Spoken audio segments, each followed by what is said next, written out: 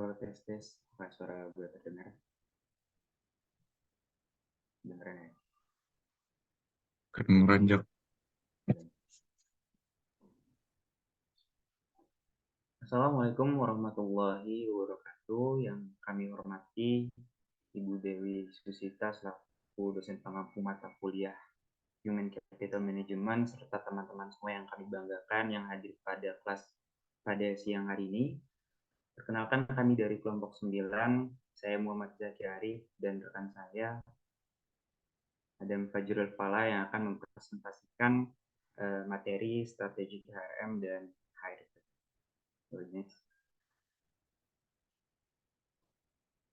Oke, di sini ada anggota kelompok kami. Yang pertama kita akan membahas tentang strategi Human Resource Management. Oke, pada poin pertama yaitu ada the conceptual basic of strategic HRM. Menurut Peirce dan Robinson tahun 1988, manajemen strategi adalah serangkaian keputusan dan tindakan yang menghasilkan perumusan dan implementasi strategi untuk mencapai tujuan dari organisasi itu.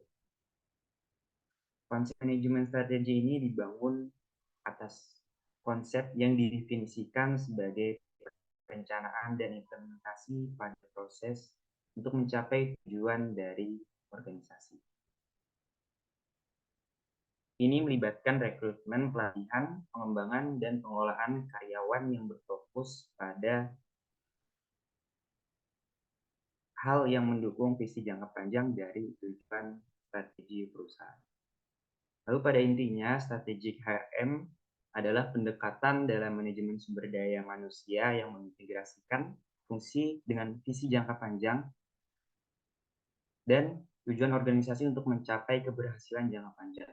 Ini melibatkan formulasi dan implementasi dari HR yang mendukung perubahan dan pertumbuhan organisasi agar sesuai dengan masa depan yang diinginkan. Lalu kemudian di samping kanannya itu ada karakteristik dari strategi, yaitu pada poin pertama ada berorientasi ke depan atau forward looking. Karakteristik pertama ini bersifat berorientasi ke depan. Ini berarti bahwa strategi ini melibatkan perencanaan dan pengambilan tindakan. Kemampuan organisasi untuk mencapai tujuannya sangat bergantung pada cara bagaimana mengelola sumber daya yang dimilikinya dengan sebijak mungkin. Dalam konteks ini, sumber daya mencakup beberapa hal, mulai dari tenaga kerja hingga aset fisik dan finansial. Oleh karena itu, perusahaan perlu merencanakan bagaimana mengalokasikannya, mengembangkannya, dan mengoptimalkan sumber daya agar dapat mencapai tujuan dari perusahaan. Lalu yang kedua itu ada strategi kesesuaian strategi atau strategi fit, yaitu saat perusahaan mengembangkan strategi SDM ini penting untuk mencapai keselarasan dan strategi bisnis organisasi dalam konteks lingkungan eksternal dan internal. Ini berarti bahwa strategi SDM harus dirancang dan dilaksanakan sedemikian rupa sehingga mendukung dan memperkuat pencapaian strategi dari perusahaan. Persesuaian ini membantu organisasi memaksimalkan potensi sumber daya yang ada dan menjadikan alat yang efektif dalam mencapai kesesuaian. Boleh next. Dan selanjutnya yaitu ada tujuan dari strategi HRM sebagaimana diungkapkan oleh Schuler tahun 1992, bahwasannya strategi SDM pada Sebentar dasarnya ya, saya ini dulu ya, dikit ya. Sebentar ya, ini saya dengerin ada presentasi dulu ya. Nah kemudian nanti saya kebetulan ada acara, saya ini ya close aja ya suara sama ininya ya, wajahnya ya. Tapi tolong nanti di dicatat ya ketua. Ya, nanti saya iniin. Oke ya, lanjut ya. baik. Jadi Baik, saya Guru. dengerin ya, bukan saya nggak dengerin, saya dengerin ini. Oke lanjut.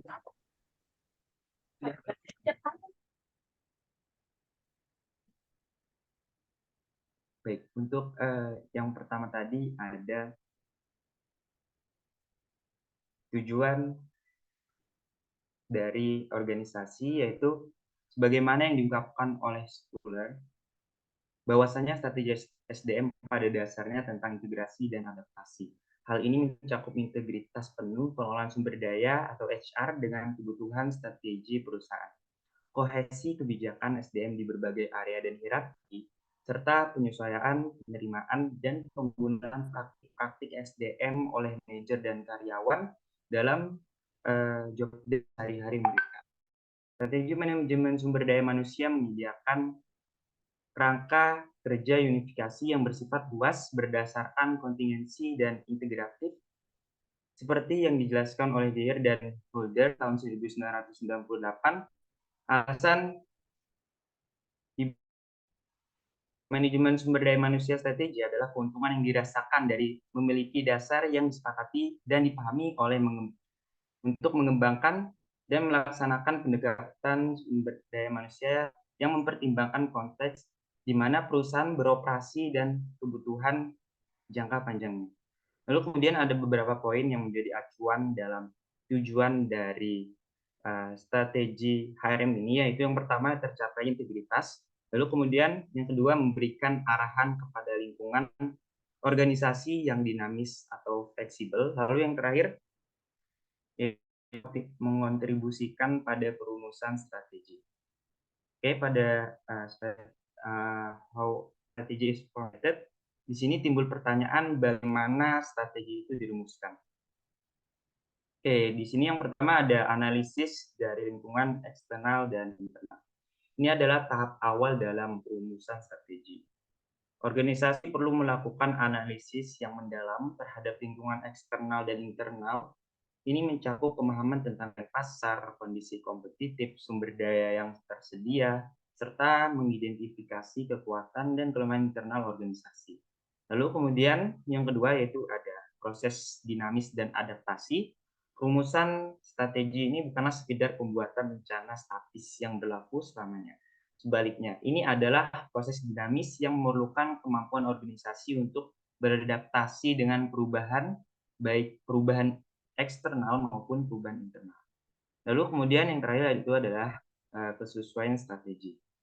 Salah satu tujuan utama dari perumusan strategi adalah mencapai kesesuaian strategi antara strategi yang diadopsikan dengan visi serta tujuan jangka panjang dari organisasi. Ini berarti bahwa strategi harus dirancang sedemikian rupa sehingga mendukung pencapaian visi organisasi untuk mencapai efisiensi dan efektivitas yang maksimal dalam pengerjaannya. Boleh di next.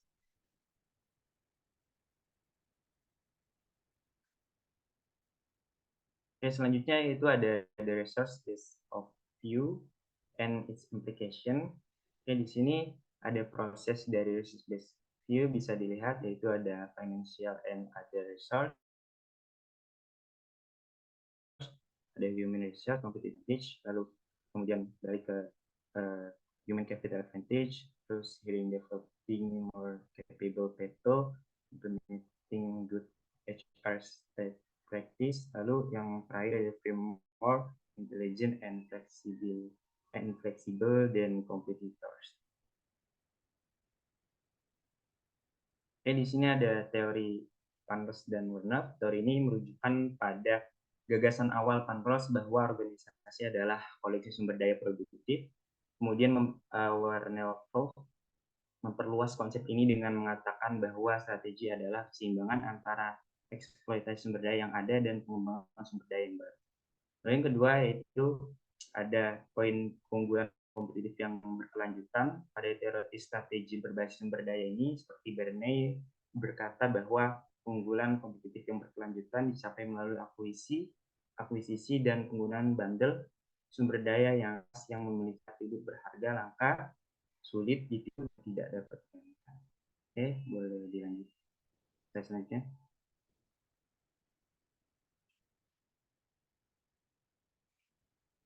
Oke, selanjutnya ada the meaning of strategic fit, yaitu yang pertama kesesuaian vertikal. Ini mengacu pada pencapaian antara strategi SDM dengan strategi bisnis organisasi. Artinya strategi SDM ini harus dirancang sejalan dengan tujuan dan arah strategi yang telah ditetapkan oleh organisasi. Ini memastikan bahwa sumber daya manusia diarahkan untuk mencapai visi dan misi organisasi. Lalu yang kedua dari the meaning of strategic fit, yaitu ada kesesuaian horizontal atau horizontal fit. Ini mencakup pengembangan praktik SDM yang saling melengkapi dan mendukung satu sama lain. Misalnya dalam hal rekrutmen, lalu kemudian pengembangan karyawan, sistem penghargaan, dan juga hubungan karyawan harus bekerja bersama dalam harmoni dalam berbagai aspek manajemen sumber daya manusia. Boleh di next.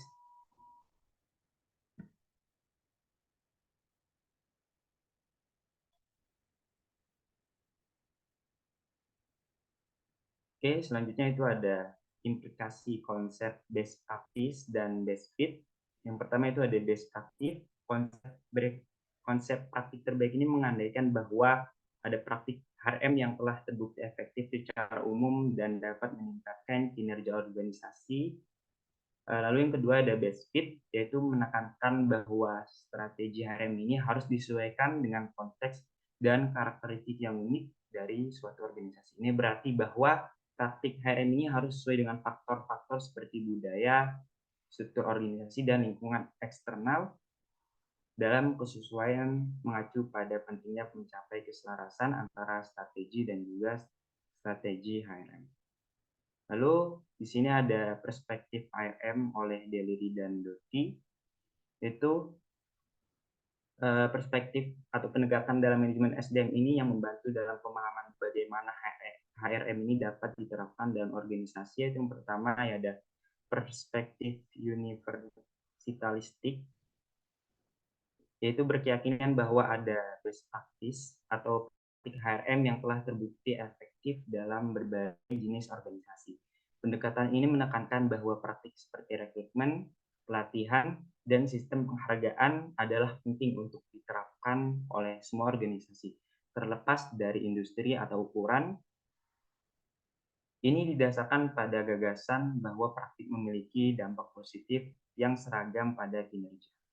Yang kedua itu ada perspektif kontingensi, yaitu mengakui bahwa tidak ada satu ukuran yang cocok untuk semua dalam HRM. Strategi yang efektif harus disesuaikan dengan konteks unik dari setiap organisasi. Ini berarti bahwa dalam lingkungan eksternal, pendekatan ini menekankan pentingnya mempertimbangkan berbagai variabel internal dan eksternal dalam pengembangan kebijakan HRM.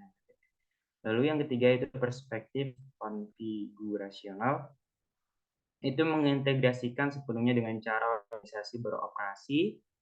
HRM harus menjadi bagian integral dari organisasi yang berfungsi, mengakui bahwa tidak hanya praktik HRM yang penting, tapi juga bagaimana mereka diatur dan berinteraksi dalam konteks secara keseluruhan. Oke, boleh di next. Oke, selanjutnya ada signifikansi penggabungan di branding, yaitu Richardson dan Thompson berkata bahwa keberhasilan sebuah strategi tergantung pada gabungan kesesuaian vertikal atau eksternal dan kesesuaian horizontal atau internal. Mereka menyimpulkan bahwa sebuah perusahaan dengan bundle praktik manajemen sumber daya atau HR yang terkait seharusnya memiliki tingkat kinerja yang lebih tinggi, asalkan mencapai tingkat kesesuaian yang tinggi dengan strategi kompetisi. Lalu di sini ada poin sinergi antar strategi HRM, mengelompokkan mengacu pada integrasi strategi yang berbeda sehingga bekerja secara sinergis. Hal ini memungkinkan organisasi untuk mencapai keselarasan dan koherensi antara berbagai aspek manajemen, seperti rekrutmen, pengembangan, dan manajemen hubungan karyawan. Lalu kemudian yang kedua ada keselarasan strategis. Pada pengelompokan yang tepat, organisasi dapat mencapai tujuan mereka secara keseluruhan, memastikan bahwa setiap elemen manajemen SDM berkontribusi pada pencapaian visi yang sama. Ini membantu organisasi bergerak maju sebagai satu kesatuan yang kokoh. Ya, boleh di next. Selanjutnya akan disampaikan oleh rekan saya. Oke, baik. Selanjutnya kita akan masuk ke pembahasan Human Resource Planning. atau bisa disebut workforce planning ya teman-teman. Jadi apa sih human resource planning itu? Jadi perencanaan sumber daya manusia ini adalah suatu proses di mana sebuah organisasi berusaha untuk mengestimasi permintaan tenaga kerja dan mengevaluasi ukuran karakteristik dan sumber-sumber pasokan yang akan diperlukan untuk memenuhi permintaan. Di sini ada beberapa pendapat menurut ahli. Yang pertama itu ada Gary Dessler. Dia mengemukakan bahwa perencanaan tenaga kerja merupakan proses pengambilan keputusan terkait dengan posisi-posisi yang harus diisi oleh perusahaan dan bagaimana cara mengisinya. Lalu ada juga pendapat menurut Mondi, di mana dia mengemukakan bahwa human resource planning itu adalah proses sistematis yang melibatkan pencocokan antara pasokan internal dan eksternal sumber daya manusia dengan posisi pekerjaan yang diantisipasi akan ada dalam organisasi selama periode waktu tertentu. Nah, selanjutnya apa sih tujuan dari human resource planning ini? Yang pertama itu tujuan dari human resource planning ini adalah untuk mengidentifikasi jumlah dan kualitas karyawan yang diperlukan untuk mengisi semua posisi di perusahaan. Yang kedua ada memastikan ketersediaan tenaga kerja saat ini dan di masa depan itu sudah mencukupi untuk mencapai kesuksesan perusahaan tersebut, untuk mendukung kesuksesan perusahaan tersebut. Yang ketiga, meningkatkan produktivitas dan menghindari masalah tumpang tindih tugas di perusahaan, lalu ada mencegah kekurangan atau kelebihan karyawan di dalam organisasi. HRP ini juga bisa digunakan untuk sebagai panduan dalam melaksanakan mutasi karyawan, baik dalam bentuk promosi vertikal maupun horizontal. Nah, selanjutnya kita masuk ke faktor-faktor yang mempengaruhi perencanaan sumber daya manusia. Perencanaan sumber daya manusia itu bisa dipengaruhi oleh dua faktor, yaitu dari dalam perusahaan itu sendiri dan dari luar perusahaan itu sendiri. Yang pertama dari dalam. Untuk dari dalam perusahaan ini, yang pertama itu ada perubahan strategi perusahaan. Ketika perusahaan mengubah strategi atau arahnya, ini dapat mempengaruhi bagaimana SDM harus disesuaikan untuk mendukung strategi baru. Yang kedua itu ada anggaran. Keterbatasan anggaran dapat mempengaruhi kebijakan pengadaan pelatihan dan penggajian karyawan. Lalu estimasi produk dan penjualan. Perkiraan produksi dan penjualan yang tidak akurat dapat menyebabkan masalah seperti overstaffing atau understaffing. Lalu ada usaha dan kegiatan baru. Ini maksudnya ketika perusahaan mengembangkan misalnya anak perusahaan, maka secara otomatis perusahaan tersebut akan butuh lebih banyak tenaga kerja seperti itu. Lalu untuk dari segi eksternalnya, yang pertama itu ada perubahan ekonomi. Perubahan dalam kondisi ekonomi seperti resesi atau pertumbuhan ekonomi dapat mempengaruhi kebijakan perencanaan sumber daya manusia, termasuk pengurangan atau penambahan sumber daya manusia. Lalu ada sosial politik. Sosial politik ini terkait dengan kebijakan pemerintah seperti itu. Lalu ada teknologi. Kemajuan teknologi dapat mempengaruhi perubahan dalam keterampilan yang diperlukan oleh tenaga kerja, serta mempengaruhi cara pekerjaan itu dilakukan atau diselesaikan gitu. Lalu yang terakhir ada persaingan. Persaingan dengan organisasi lain dapat memaksa perusahaan untuk berinovasi dalam pengelolaan SDM untuk tetap bersaing di pasar. Baik, selanjutnya kita masuk ke proses human resource planning. Human resource planning proses adalah langkah-langkah yang diambil oleh organisasi untuk memastikan bahwa mereka memiliki jumlah, jenis, dan kualitas karyawan yang tepat untuk mencapai suatu tujuan bisnis begitu. Nah, dalam human resource planning ini, dalam human resource planning proses ini ada beberapa tahap. Yang pertama itu perencanaan skenario. Perencanaan skenario ini melibatkan pembuatan penilaian terhadap perkembangan lingkungan, baik eksternal maupun internal begitu. Lalu ada peramalan permintaan atau forecasting. Ini adalah perkiraan kebutuhan tenaga kerja dan kompetensi di masa depan berdasarkan rencana perusahaan dan rencana fungsional, serta perkiraan tingkat aktivitas di masa depan. Lalu ada forecasting human resource availability atau peramalan ketersediaan sumber daya manusia. Itu maksudnya perkiraan jumlah karyawan yang akan tersedia di masa depan dengan menganalisis sumber daya saat ini dan ketersediaan di masa depan. Nah, ketika perusahaan itu menganalisis demand dan supply-nya itu sama, maka perusahaan tidak perlu mengambil tindakan apapun. Namun ketika perusahaan itu melakukan analisis dan hasil analisisnya bahwa perusahaan itu memiliki kelebihan karyawan, maka perusahaan itu akan melakukan berbagai kebijakan seperti bisa jadi PHK, terus pengurangan jam kerja, atau kebijakan-kebijakan lainnya. Namun ketika perusahaan itu kekurangan kerja, maka dia akan melakukan recruitment atau dan selection. Baik, selanjutnya kita masuk ke forecasting atau peramalan. Di sini ada dua peramalan dalam human resource planning. Yang pertama itu forecasting requirement dan yang kedua ada availability. Peramalan kebutuhan tenaga kerja adalah proses memprediksi berapa banyak orang dengan keterampilan tertentu yang dibutuhkan oleh perusahaan. Sementara untuk forecasting human resource availability, ini dibagi menjadi dua. Ada yang dari internal dan ada yang dari eksternal. Artinya yang dari internal itu berarti seberapa banyak orang-orang yang di dalam perusahaan itu yang mampu mengisi pekerjaan yang sesuai dengan keahlian mereka. Dan eksternal maksudnya seberapa banyak di luar sana tenaga kerja yang mampu mengisi job desk yang ada di dalam perusahaan itu sehingga membantu perusahaan itu berkembang dan mencapai tujuan. Nah, dalam forecasting beberapa dalam peramalan terdapat beberapa metode. Namun ada 3 metode dasar yaitu trend analysis. Yang pertama trend analysis, studi tentang kebutuhan tenaga kerja di masa lalu suatu perusahaan selama beberapa tahun untuk memprediksi kebutuhan di masa depan. Yang kedua ada rasio analisis.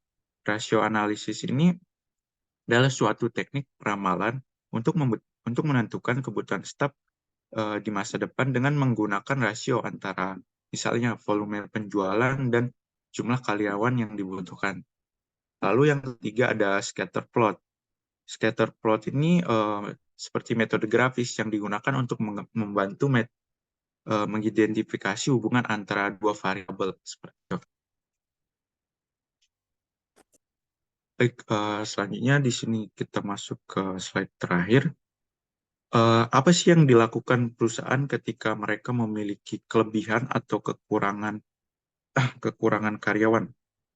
Nah, ketika perusahaan ini kekurangan karyawan, mereka akan melakukan rekrutmen. Untuk mengatasi kekurangan pekerja, perusahaan bisa lebih kreatif dalam upaya rekrutmen mereka. Mereka bisa mengeksplorasi sumber bakat baru, melibatkan beragam demografi, dan menggunakan teknik rekrutmen inovatif.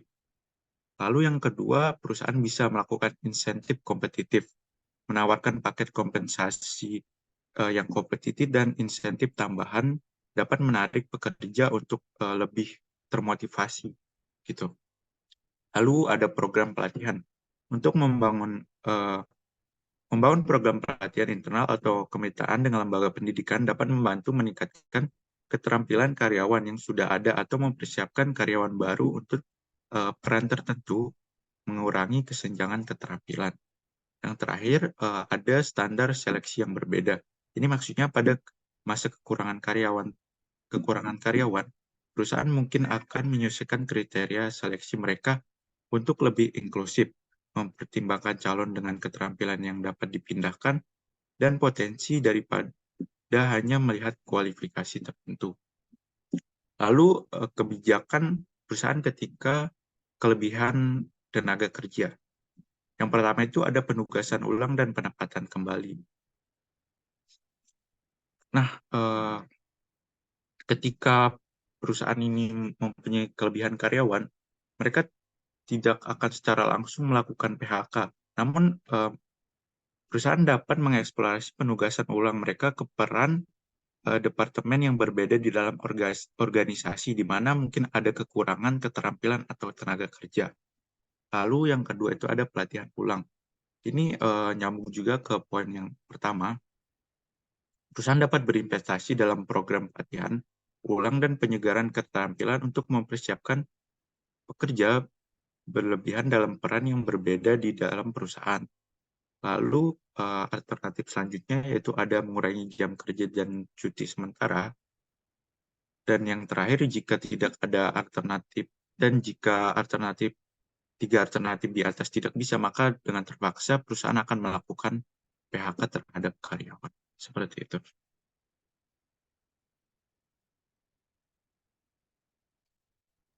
Oke, baik. Terima kasih atas perhatiannya. Selanjutnya, apakah ada yang ingin bertanya?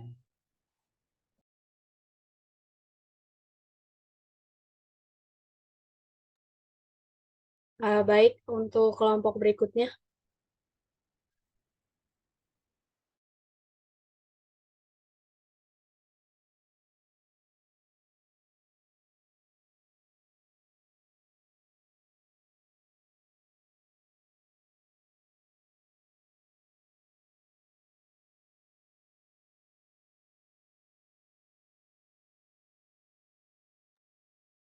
Oke, terima kasih atas presentasinya kelompok 9, Adam dan Zaki. Boleh stop share screen dan lanjut ke share screen kelompok berikutnya aja.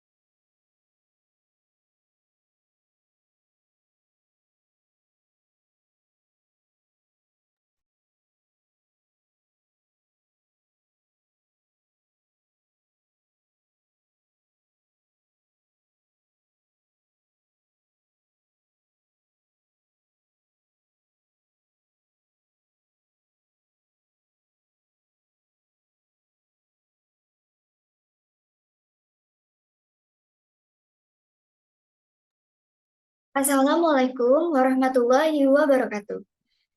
Selamat pagi, yang terhormat Profesor Dewi Susita SEMSI selaku dosen pengampu mata kuliah Human Capital Management. Yang saya hormati rekan-rekan kelas A Bisnis Digital. Perkenalkan, saya Azhara Putri Dempuni selaku moderator sesi ini. Kami dari kelompok 10 akan membawakan materi 2 mengenai kompetensi and motivation. Boleh di next slide. Ya, berikut ini anggota kelompok 10. Yang pertama ada saya sendiri, Azhara Putri Dempuni. Lalu yang kedua ada Febrian Aditama. Dan yang ketiga ada Zerafim and Manuel Sharon. Boleh di next slide. Baik, pertama-tama kita perlu mengetahui terlebih dahulu apa itu kompetensi and motivation. Jadi kompetensi adalah sekelompok perilaku yang dipengaruhi oleh niat dasar atau tidak disadari yang mempengaruhi kinerja yang efektif oleh Boyatzis dan Rati pada tahun 2009. Nah, kinerja karyawan yang baik terjadi ketika bakat, karakteristik, keterampilan, berinteraksi dengan peran mereka dalam organisasi dan lingkungan kerja. Nah, kompetensi ini mengacu pada pengetahuan, keterampilan, dan kemampuan individu untuk melakukan pekerjaan dengan efisien. Dalam manajemen sumber daya manusia, kompetensi memainkan peran penting dalam mengevaluasi individu dalam konteks organisasi. Nah, sementara itu motivasi adalah dorongan dan juga tekad seseorang untuk mencapai suatu tujuan. Dalam manajemen, motivasi mencerminkan semangat, keinginan, dan ketetapan hati individu untuk memenuhi kebutuhan pribadi dan tujuan organisasi. Motivasi di lingkungan kerja ini sangat penting karena dapat meningkatkan produktivitas dan efektivitas tenaga kerja, dan juga untuk memotivasi dan meningkatkan kinerja karyawan. Ya, berikut ini terdapat pengelompokan kompetensi menurut Momeni pada tahun 2009, Morden pada tahun 1997, dan Nichols pada tahun 2016. Yang pertama ada kompetensi kecerdasan kognitif, yakni kemampuan untuk berpikir dan menganalisis informasi. Lalu yang kedua ada kompetensi dan kecerdasan emosional, yakni kemampuan untuk mengenali, memahami, dan menggunakan informasi tentang diri sendiri.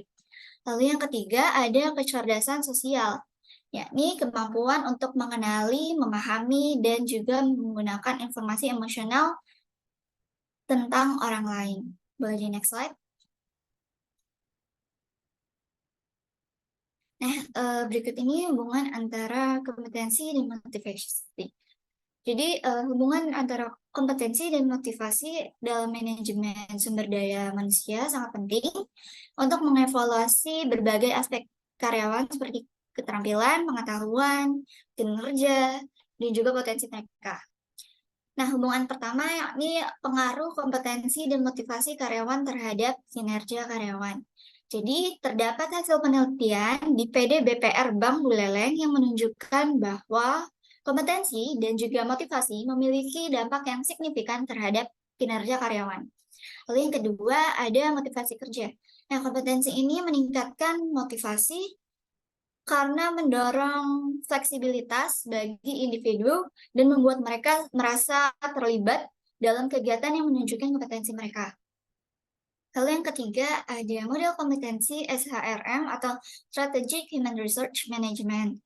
Hal ini membantu para profesional SDM agar berhasil dalam peran komunikasi, dalam peran mereka dalam mengembangkan jalan untuk pengembangan karier. Nah, kompetensi ini seperti komunikasi, kepemimpinan, dan pemikiran kritis. Nah, berikutnya ada mengelola sumber daya manusia, ya ini mengembangkan dan juga menyesuaikan tenaga kerja untuk memenuhi kebutuhan kinerja tertentu dari suatu organisasi. Sumber daya manusia yang unggul juga dapat menciptakan keunggulan kompetitif, strategis yang sentral, mendasar, dan juga kuat. Boleh di next slide.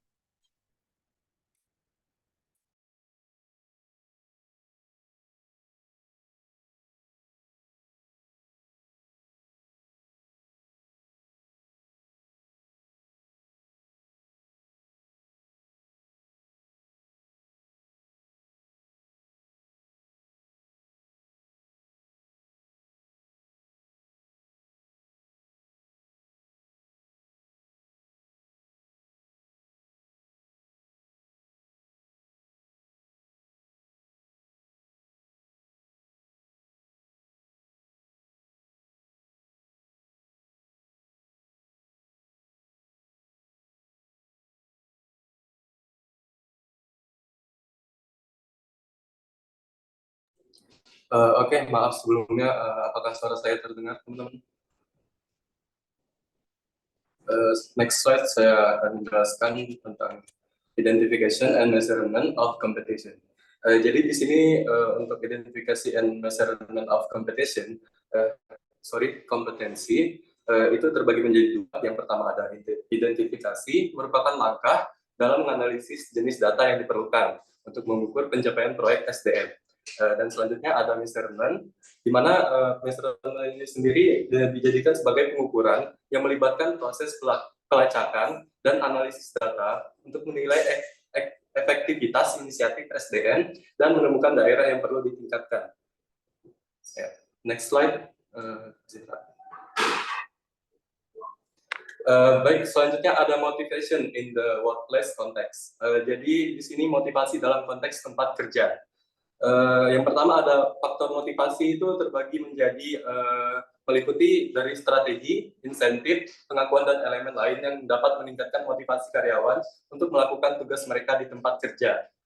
Contoh kecil dari pengakuan ialah ketika karyawan mendapatkan penghargaan atau pujian atas pekerjaan yang mereka lakukan, mereka merasa dihargai dan termotivasi untuk melakukan hal yang lebih lagi. Selanjutnya ada motivasi individu. Motivasi individu ini sendiri merupakan karyawan yang memiliki motivasi yang berbeda-beda. Maka penting untuk memahami kebutuhan individu guna menciptakan lingkungan kerja yang memotivasi. Contoh kecil dari motivasi individu ini sendiri, yang pertama ada lingkungan kerja yang positif. Dapat diartikan menciptakan lingkungan kerja yang mendukung, inklusif, dan positif, tentunya dapat meningkatkan motivasi karyawan. Karyawan yang merasa nyaman di tempat kerja akan lebih termotivasi untuk bekerja yang lebih baik lagi. Selanjutnya ada teori hierarki kebutuhan Maslow. Jadi individu memiliki hierarki kebutuhan, dan ketika setiap kebutuhan ini terpenuhi, mereka akan termotivasi untuk mencapai tingkat kebutuhan yang lebih tinggi. Sebagai contohnya, kebutuhan fisiologis ya, adalah tingkat kebutuhan yang paling dasar yang mencakup hal seperti makanan, air, tidur, dan tempat tinggal. Jika tempat kerja karyawan memenuhi kebutuhan tersebut, maka tentunya hal tersebut mendorong kinerja yang lebih baik lagi bagi para karyawan. Faktor yang meliputi lainnya berupa kebutuhan keamanan, kebutuhan sosial, kebutuhan penghargaan, dan kebutuhan aktualisasi diri. Lanjut, ada strategi motivasi karyawan. Beberapa strategi umum yang meliputi berupa memberikan jaminan pekerjaan, memprioritaskan kesejahteraan karyawan, dan mendorong kerja tim serta interaksi sosial agar dapat meningkatkan kinerja para karyawan. Next slide. Selanjutnya ada strategi for enhancing motivation atau strategi untuk meningkatkan motivasi. Pemilihan strategi untuk memotivasi karyawan merupakan hal yang sangat penting, sebab memotivasi karyawan akan mendatangkan banyak hal yang positif, yang signifikan, terutama dalam hal produktivitas, kualitas pekerjaan, dan kesejahteraan karyawan. Strategi yang dapat kita gunakan ialah berupa merayakan pencapaian besar dan kecil, yang diartikan merayakan pencapaian karyawan, baik yang besar maupun kecil. Ini bisa berupa pengakuan publik, penghargaan, atau bahkan perayaan kecil di tempat kerja. Strategi ini sudah banyak diimplementasikan di beberapa perusahaan, dan terbukti bahwa dengan adanya strategi ini, banyak karyawan yang menjadi sangat produktif. Membuat program pengakuan karyawan, dengan membuat program pengakuan karyawan yang memberikan penghargaan kepada mereka yang mencapai hasil luar biasa. Pengakuan yang diberikan bisa berupa sertifikat, hadiah, atau promosi. Menawarkan insentif keuangan merupakan strategi, memberikan insentif keuangan seperti bonus atau kenaikan gaji berdasarkan pencapaian kinerja tertentu. Strategi insentif keuangan ini dapat sangat memotivasi untuk para karyawan. Selanjutnya ada memberikan kesempatan pengembangan karir dan pendidikan. Memberikan karyawan kesempatan untuk mengembangkan diri mereka melalui pelatihan dan pendidikan tentu dapat memberikan mereka perspektif baru dan membantu mereka merasa terlibat dalam pekerjaan mereka. Dan terakhir ada membina hubungan positif antara karyawan, di mana kita dapat menciptakan lingkungan kerja yang mendukung dan mempromosikan hubungan positif antara karyawan. Tentunya hubungan yang baik di tempat kerja dapat meningkatkan motivasi dan keterlibatan. Next slide. Oke, sekian dari saya. Terima kasih. Baik, selanjutnya akan saya mulai materinya, yaitu adalah kompetensi development. Kompetensi development adalah merujuk pada rangkaian upaya yang dilakukan oleh sebuah individu atau organisasi yang untuk meningkatkan dan mengoptimalkan keterampilan, pengetahuan, dan perilaku yang relevan dengan tugas dan tanggung jawab tertentu. Oke, kompetensi development ini memiliki manfaat bagi kedua belah pihak, yaitu bagi pihak pengusaha dan karyawannya. Bagi pengusaha, mereka dapat menghasilkan sebuah tenaga kerja yang kompeten dan dapat berkontribusi besar pada bisnis mereka. Lalu bagi karyawan, mereka dapat mengembangkan ini menjadi sebuah kompetensi baru yang membuat mereka menjadi karyawan yang berintegritas, efektif, dan mampu beradaptasi terhadap lingkungan kerja yang berubah-ubah. Tujuan dari kompetensi development ini adalah untuk menjalin kerjasama yang baik antara kedua pihak tersebut yang menghasilkan hasil yang lebih baik daripada sebelumnya. Terus nanti ada addressing motivation loss. Motivation loss atau kehilangan motivasi merujuk pada penurunan tingkat motivasi atau semangat dalam mencapai tujuan atau menjalankan suatu tugas. Hal ini tentunya sangat rawan terjadi di lingkungan kerjaan. Dan penyebabnya pun banyak sekali, bisa jadi karena masalah personal ataupun masalah dalam lingkungan pekerjaan tersebut. Tujuan dari addressing motivation loss adalah untuk memulihkan atau meningkatkan tingkat motivasi individu atau kelompok kerja. Pendekatan ini bertujuan untuk mengembalikan semangat antusiasme dan keterlibatan mereka dalam pekerjaan atau tugas yang mereka punya. Dan addressing motivation loss ini dapat dijalankan oleh manajemen dan perusahaan dengan cara menerapkan motivation karyawan tadi yang sudah dijelaskan oleh Rian pada slide sebelumnya. Lalu yang terakhir ada application of competency and motivation. Di sini dibagi jadi dua dulu. Yang utama ada kompetensi. Kompetensi ini dapat diaplikasikan dengan cara yang pertama ada deskripsi pekerjaan berbasis kompetensi. Yang dua ada menilai dengan model kompetensi. Yang ketiga ada memprogramkan pelatihan dan pengembangan berbasis kompetensi. Yang keempat ada rekrutmen dan seleksi berbasis kompetensi. Lalu yang terakhir ada merencanakan rencana suksesi dengan berbasis kompetensi. Lalu yang kedua ada motivation. Motivation juga dapat diterapkan dengan cara memotivasi untuk meningkatkan produktivitas karyawan. Lalu ada mengakui kerja keras atau kontribusi karyawan dalam pekerjaannya. Lalu yang ketiga ada memberikan bonus atau insentif keuangan sebagai hadiah atas kerja kerasnya. Yang keempat ada memberikan kesempatan untuk mengembangkan karir dan melatih karir mereka lebih lanjut lagi. Lalu yang kelima ada menciptakan environment yang positif.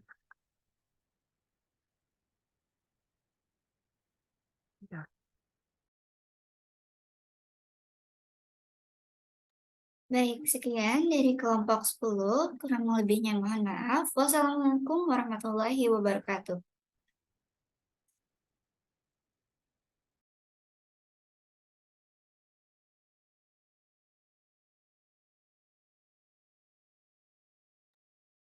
Baik, terima kasih kelompok yang sudah presentasi. Langsung aja lanjut ke kelompok berikutnya.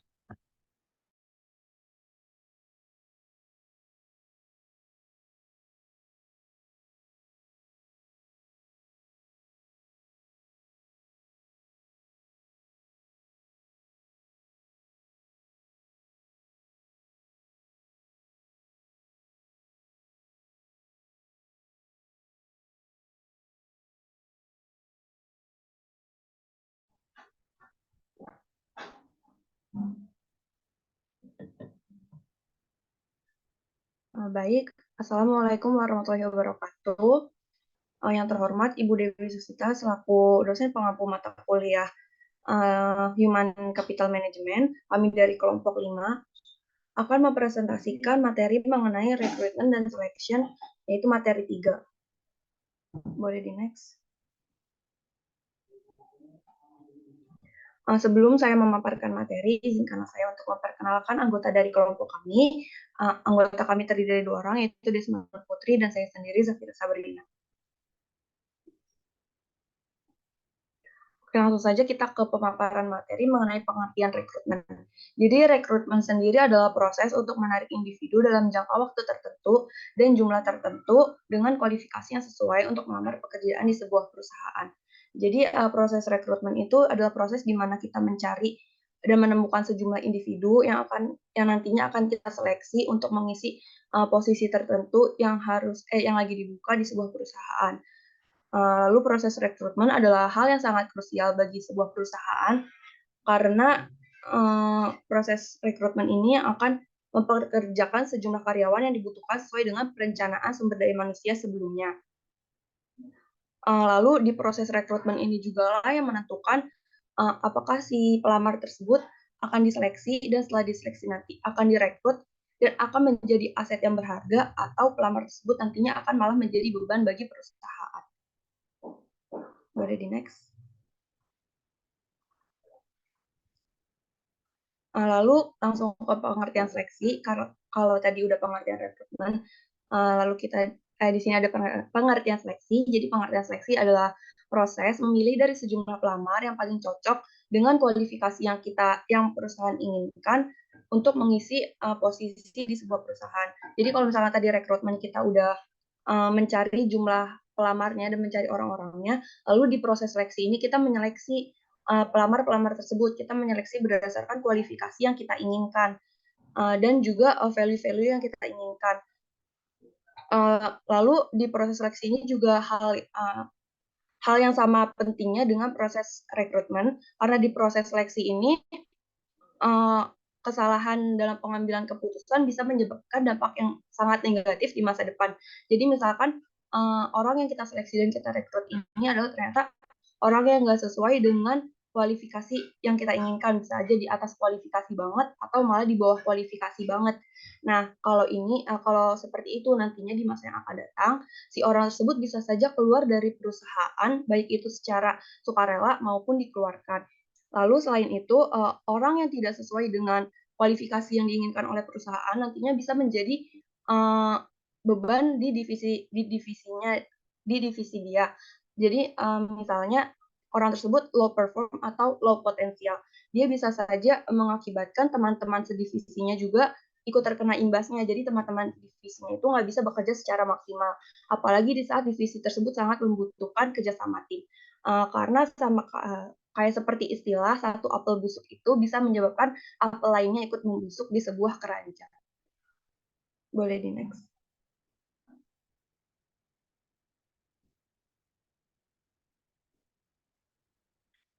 Oke, lanjut tanya. Ini adalah tujuan dari rekrutmen dan seleksi. Jadi apa sih tujuan dari rekrutmen dan seleksi ini?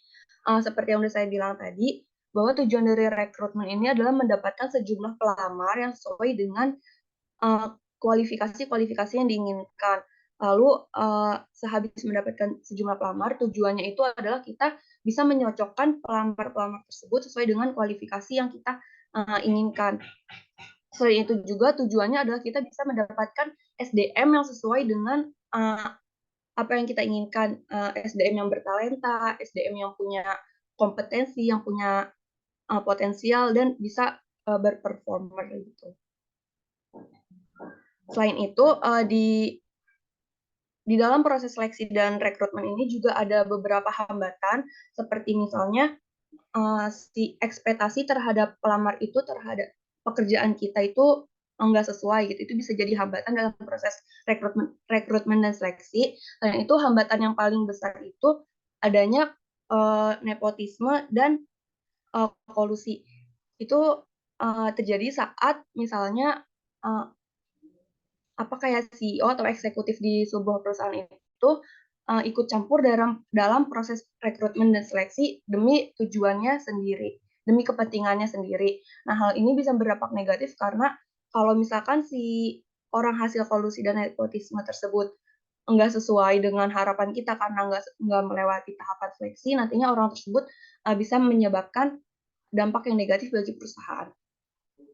Selanjutnya ada materi mengenai metode seleksi. Metode seleksi ini sendiri ada beberapa macam, diantaranya itu ada legalitas dokumen, wawancara, memberikan tes tentang pekerjaan, dan tes jiwa.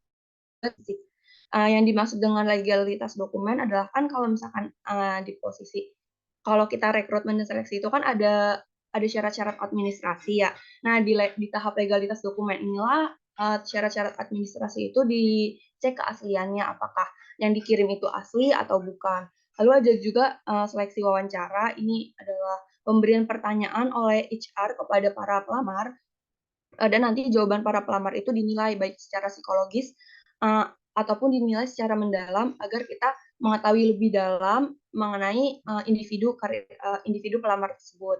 Lalu selain ada wawancara, ada juga seleksi dengan metode tes. Ini tuh kayak tes mengenai misalnya kayak tes wawasan kebangsaan ataupun tes pengetahuan umum ataupun tes pengetahuan kuantitatif.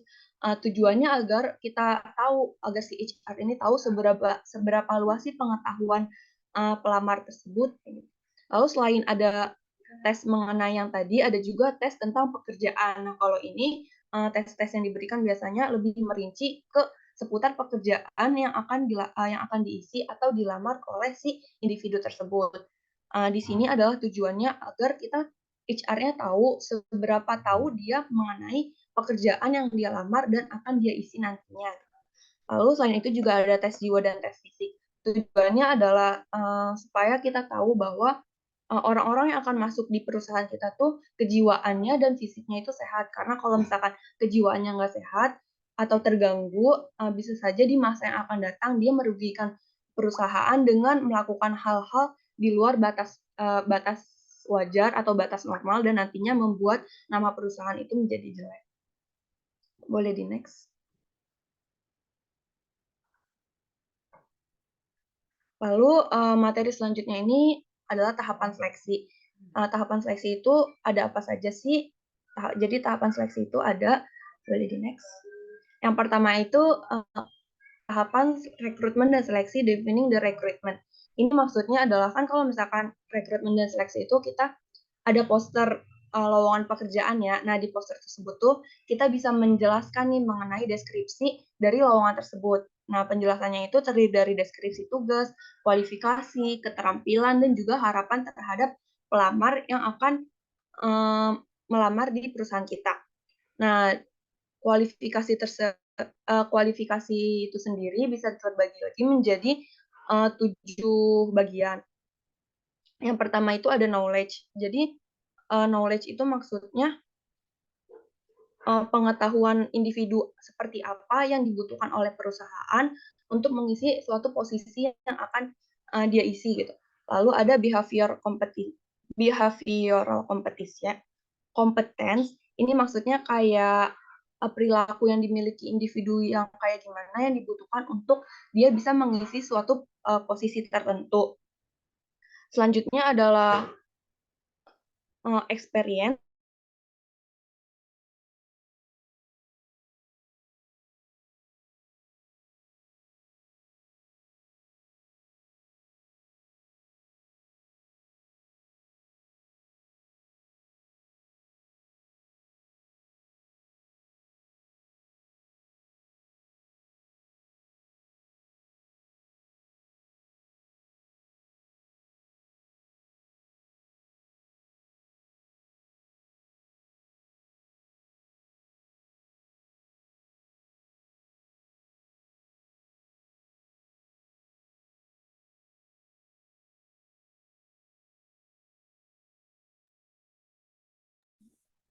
Baik, saya akan melanjutkan yang kelima, yaitu ada experience. Experience ini adalah pengalaman atau prestasi dari si pelamar tersebut.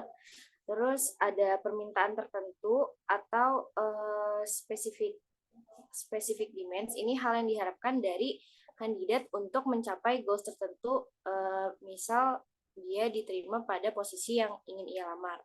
Terus ada persyaratan khusus atau special recruitment. Hal ini mungkin yang diharapkan dari calon kandidat, misalnya kayak perjalanan atau jam kerja yang tidak bisa atau mobilitas. Lalu boleh di next. Tahapan yang kedua yaitu ada menarik kandidat atau attracting kandidat.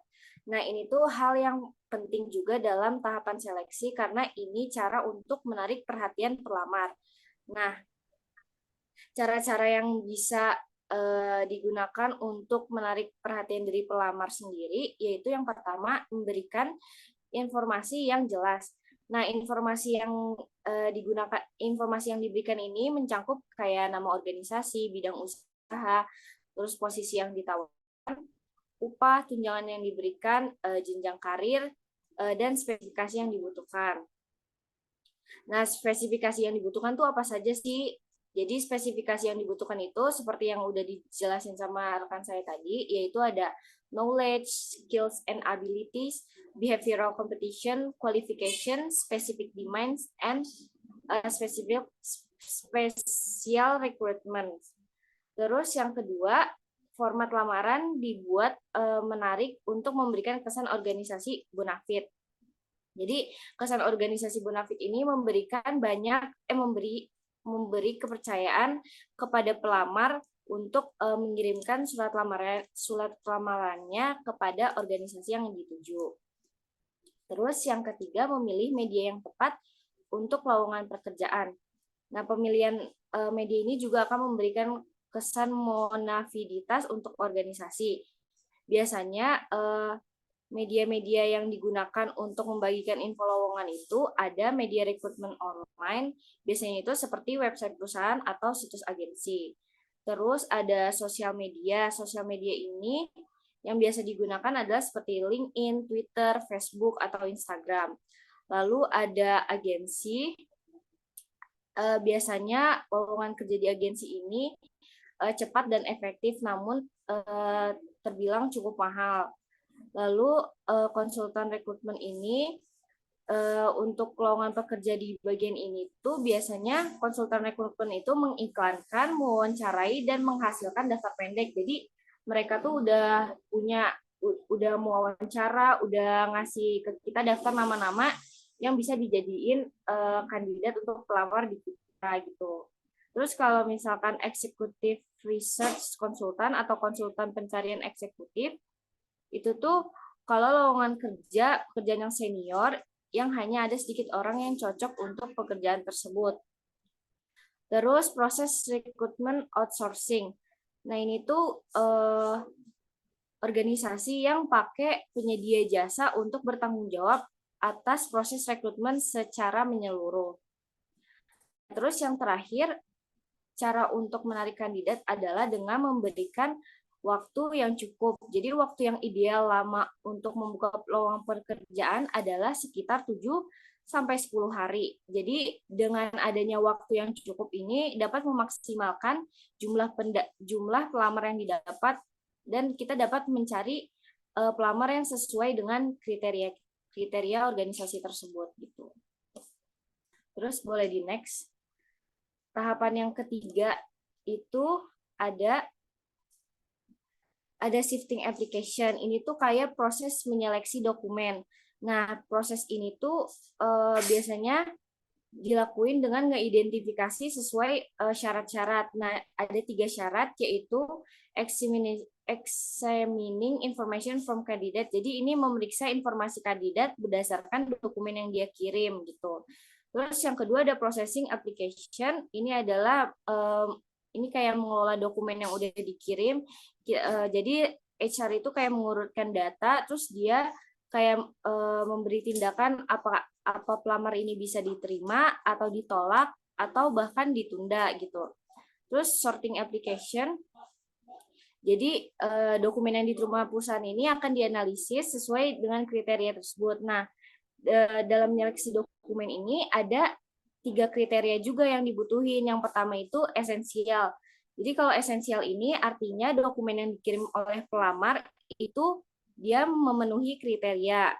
Terus yang kedua ada very desirable. Kalau kriteria ini tuh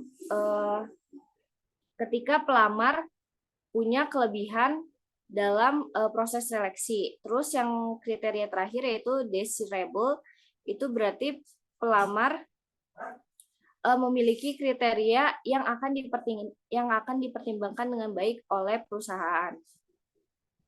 Terus tahapan yang keempat adalah interviewing. Jadi ini salah satu metode seleksi dalam proses rekrutmen, yaitu wawancara.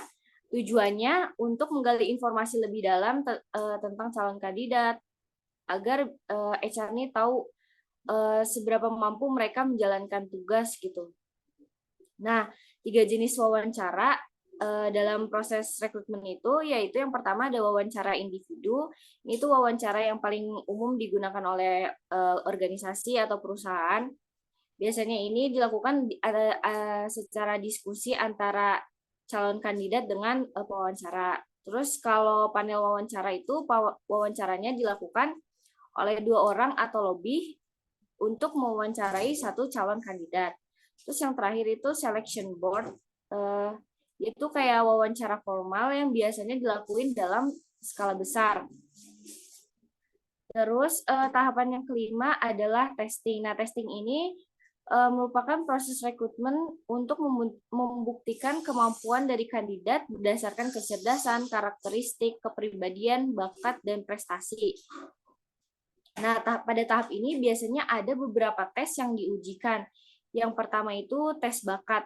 Nah, tes bakat ini dia berkaitan dengan pekerjaan untuk mengukur dan mengetahui seberapa jauh kandidat atau calon pelamar ini bisa melakukan pekerjaan yang ia lamar. Terus yang kedua tes kemampuan. Tes kemampuan ini untuk mengukur kapasitas dari calon kandidat. Apa aja sih yang diukur? Jadi yang diukur itu kayak penalaran verbal, penalaran numerik, penalaran spasial, dan penalaran mekanik. Terus yang ketiga ada tes kepribadian untuk memprediksi kepribadian dari calon kandidat mengenai perilaku mereka dalam suatu peran tertentu.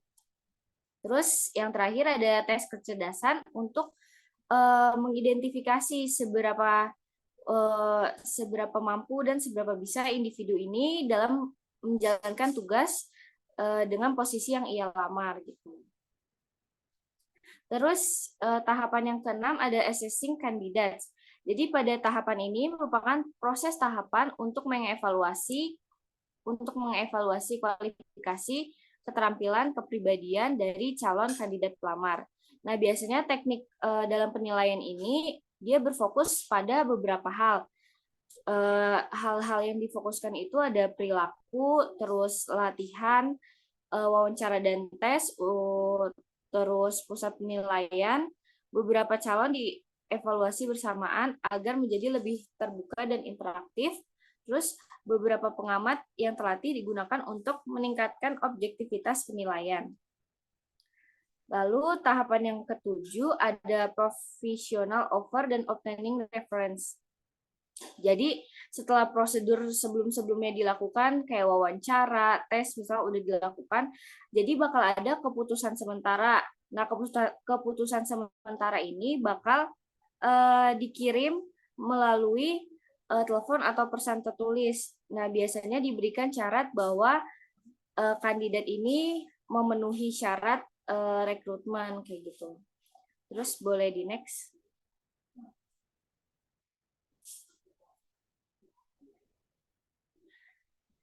Lalu tahapan yang ke-8 adalah checking application. Jadi checking application ini melakukan verifikasi terhadap informasi yang diberikan dari calon pelamar. Karena terkadang banyak terjadi pelamar memberikan informasi yang tidak akurat sesuai dokumen yang ia kirimkan gitu. Nah, verifikasi yang dilakukan ini berupa memberikan pertanyaan seputar pengalaman nyata, memberikan pertanyaan terbuka, verifikasi identifikasi, verifikasi pada daftar pemilih, pemeriksaan kredit, konfirmasi pekerjaan sebelumnya, pemeriksaan di company house, pemeriksaan catatan kriminal, dan pemeriksaan pencegahan penipuan. Lalu tahapan yang ke-9 itu adalah offering employment. Pada tahapan ini adalah mengkonfirmasi pekerjaan kepada pelamar setelah memeriksa referensi dengan hasil yang memuaskan. Jadi pada tahapan ini pelamar tuh dikasih tahu apakah mereka lulus dan memenuhi standar yang telah ditentukan oleh organisasi atau perusahaan. Dan yang terakhir adalah following up. Jadi setelah pelamar ini berhasil bergabung pada suatu organisasi atau perusahaan, tetap ada dilakukan pemantauan untuk memastikan bahwa pelamar ini dapat beradaptasi dan bisa melihat kinerja mereka di posisi yang mereka tempatkan. Kayak gitu. Jadi sekian presentasi dari kelompok kami. Terima kasih. Wassalamualaikum warahmatullahi wabarakatuh.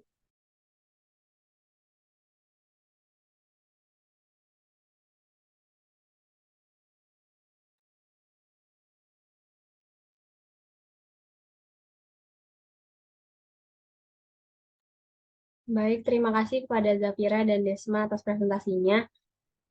Karena sudah presentasi semua 3 kelompok, jadi langsung aja yang mau nanya buat 3 kelompok tadi, raise hand.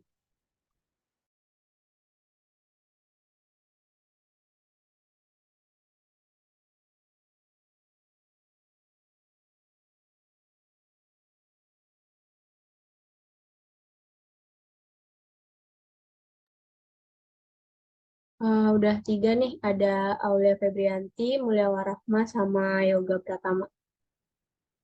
Dari Aul dulu kali ya. Aulia boleh langsung aja kasih pertanyaannya buat kelompok berapa. Oke, baik, terima kasih. Saya Aulia Febrianti, izin bertanya kepada kelompok 10 materi 2, yaitu kompetensi dan motivasi. Banyak karyawan memiliki kompetensi yang tersembunyi yang mungkin belum terungkap dalam pekerjaan sehari-hari mereka. Nah, sebagai seorang atasan di perusahaan, bagaimana kalian mengidentifikasi kompetensi yang mungkin tidak terlihat secara langsung pada karyawan atau seperti kompetensi yang tersembunyi gitu di diri karyawan, tetapi penting untuk perkembangan jangka panjang mereka. Terima kasih.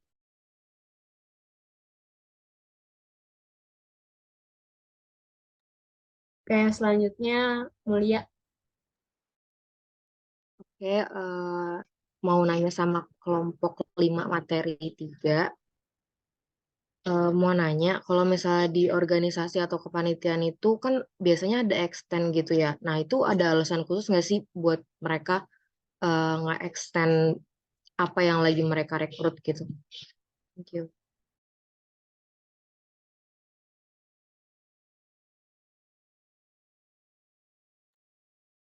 Oke, yang terakhir ada Yoga. Langsung aja dikasih pertanyaannya. Oke, makasih. Saya izin bertanya untuk kelompok 9, yang dimana tadi kan sudah dijelaskan terkait dengan materi HCM, HRM, dan HRP.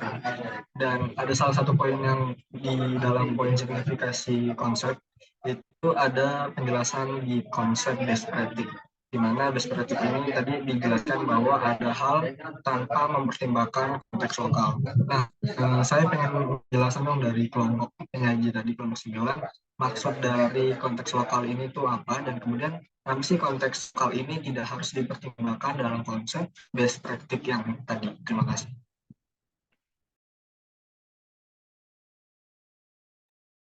Oke, terima kasih atas pertanyaan-pertanyaannya. Buat pertanyaan yang pertama dari Aulia, boleh langsung dijawab kali ya sama kelompok 10. Oke, baik. Sebelumnya saya izin mewakili kelompok 10 untuk menjawab pertanyaan dari Aulia. Pertanyaannya tadi adalah bagaimana kalian mengidentifikasi kompetensi yang mungkin tidak terlihat secara langsung pada karyawan, tetapi penting untuk perkembangan jangka panjang mereka. Oke, jadi terdapat beberapa cara ya untuk mengidentifikasi kompetensi yang mungkin nggak kelihatan gitu. Tapi sebenarnya hal tersebut tuh penting bagi karyawan. Yang pertama adalah pastinya mengamati kinerja para karyawan. Nah, dengan mengamati kinerja para karyawan ini, kita sebagai atasan itu dapat melihat apakah kemampuan atau keahliannya itu sudah sesuai apa belum dengan bidangnya, dan apakah masih ada kompetensi yang belum terungkap gitu. Bisa misalnya kayak karyawan yang kerja di administrasi, tapi sebenarnya dia punya kompetensinya di bidang desain grafis. Nah, itu kita harus mengamati kinerjanya gitu. Terus yang kedua itu ada mengadakan tes atau assessment. Nah, tes atau assessment ini dapat membantu kita sebagai atasan untuk mengidentifikasi kompetensi yang mungkin tidak terlihat secara langsung gitu pada karyawan. Terus yang ketiga itu ada mengadakan diskusi. Jadi dengan diskusi karyawan gitu, kita sebagai atasan dapat membantu untuk mengetahui lebih banyak nih tentang kepribadian karyawan tersebut, kompetensinya, dan lain-lainnya. Sudah sekian dari saya, apakah sudah menjawab pertanyaan dari Aulia? Terima kasih. Baik. Oke, buat pertanyaan yang dari Mulia, yang ditunjukkan ke kelompok selanjutnya, boleh langsung dijawab aja. Oke, boleh langsung aku jawab yang Mulia. Jadi pertanyaannya tadi, kenapa adanya extended atau perpanjangan dari open recruitment di sebuah organisasi biasanya gitu ya. Nah, jadi extended sendiri itu adalah suatu peristiwa di kala proses rekrutmen dan seleksi itu diperpanjang. Nah, tujuannya atau alasannya itu biasanya karena tujuan dari open recruitment dan seleksi itu sendiri itu belum tercapai, misalnya jumlah pelamarnya itu belum terpenuhi atau si organisasi itu belum menemukan kualifikasi-kualifikasi yang dia inginkan di dalam diri para pelamar kayak gitu. Izin menambahkan juga kayak apa yang tadi udah dibahas, kalau misalkan tahapan dan proses seleksi itu untuk menarik kandidat perlu waktu yang cukup panjang. Nah, biasanya waktu yang ideal kan 7 sampai 10 hari. Nah, dengan waktu yang diberikan ini biasanya perusahaan atau organisasi itu melakukan extend karena untuk meminimalisir kayak kesalahan teknis atau kesulitan teknis, karena biasanya ada beberapa pelamar yang ingin mengajukan dokumennya tapi terhalang karena administratif gitu. Terus dengan diadakannya extend pada proses rekrutmen ini, dia organisasi itu jadi ngasih kesempatan juga buat kandidat yang punya jadwal padat gitu. Jadi para pelamar atau kandidat ini bisa melamar dengan waktu yang ditentukan cukup lama tanpa tekanan karena waktunya yang sedikit gitu. Itu aja jawaban dari kelompok kami. Terima kasih. Makasih Desma dan Zafira.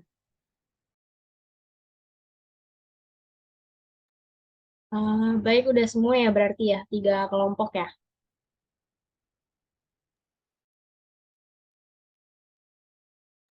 Pertanyaan Yoga belum dijawab.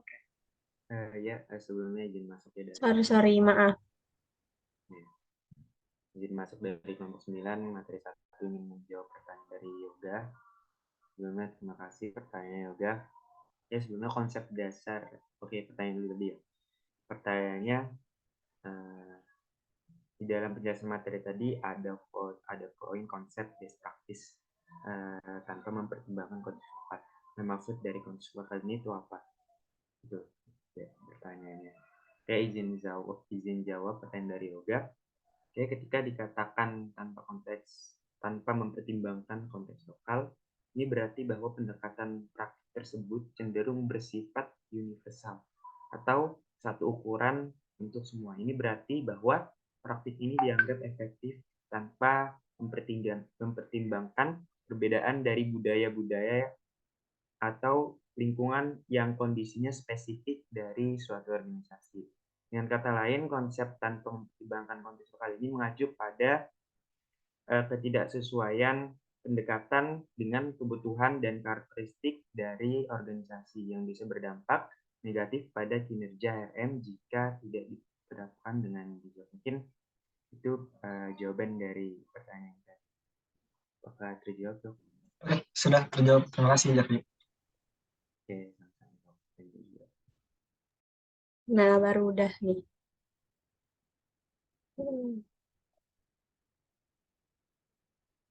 Karena udah semua 3 kelompok di minggu ini, langsung aja kali ya. Udah kita tutup dan dikembalikan ke Ibu Dewi.